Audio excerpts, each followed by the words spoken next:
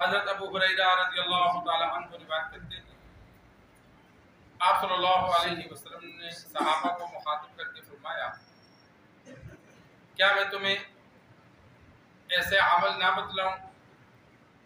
جن سے تمہارے گناہ بھی معاف ہوں اور تمہارے درجات بھی بلند ہوں؟ صحابہ نے عرض کی، یا رسول اللہ کیوں نہیں؟ تو آپ صلی اللہ علیہ وسلم نے فرمایا، مشکل وقت میں وضو کا مکمل کرنا، مسجد کی جانب قدموں کی کثرت کا ہونا اور نماز کے بعد دوسری نماز کا انتظار کرنا، یہی رباط ہے۔ سرکار دو عالم صلی اللہ علیہ وسلم نے 3 اعمال کا ذکر فرمایا، صحابہ کو مخاطب کر کے فرمایا، ایسے اعمال نہ بتلاؤں جن کی وجہ سے اللہ تبارک و تعالی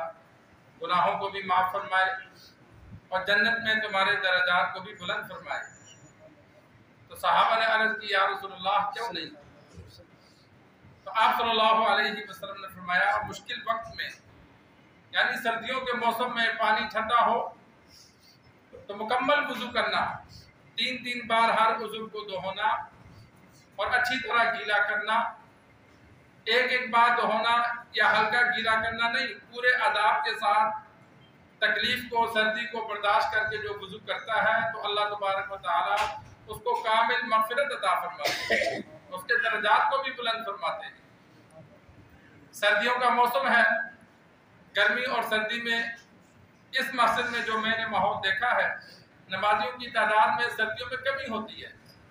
حالانکہ سردیوں پنجاب میں تو پانی اتنا ٹھنڈا نہیں ہوتا، اور اسی طرح سردی بھی اتنی شدت سے نہیں پڑتی، قابل برداشت ہوتی ہے،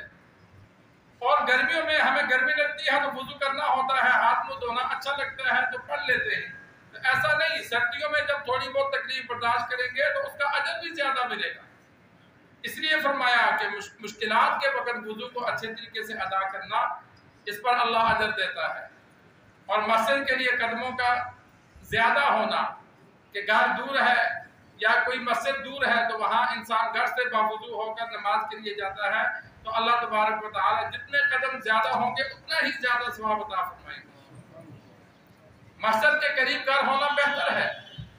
لیکن اگر کسی وجہ سے گھر دور ہو تو پھر بھی انسان ہمت کر کے مسجد میں نماز ادا کرے اور کوشش کرے گھر سے باوضو ہو کر آئے۔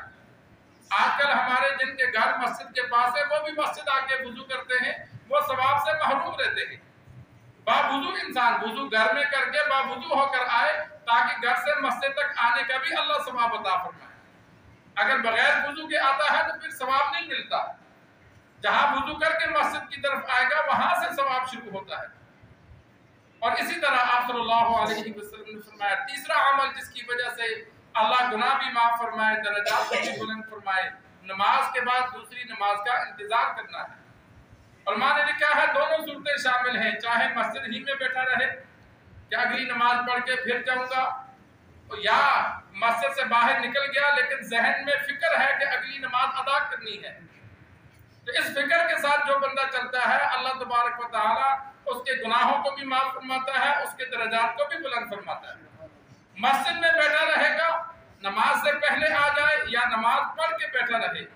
جب تک باوضو بیٹھا رہتا ہے، حدیث میں موجود ہے کہ فرشتے بھی دعائے مغفرت اور دعائے رحمت کرتے ہیں اور انسان کو نماز پڑھنے کا ہی ثواب ملتا رہتا ہے۔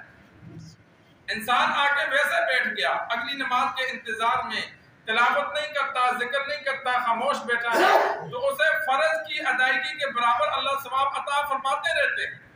کتنا بڑا درجہ ہے، یعنی وہ فرض ادا کر رہا ہے، نماز کے بعد اگلی نماز کے انتظار میں بیٹھا ہے تو اسے نفلوں کا ثواب نہیں، فرض کی ادائیگی کے بقدر اللہ ثواب عطا فرماتا ہے۔ تو اللہ سے دعا ہے اللہ تبارک و تعالی ہم سب کو بھی یہ اعمال کرنے کی توفیق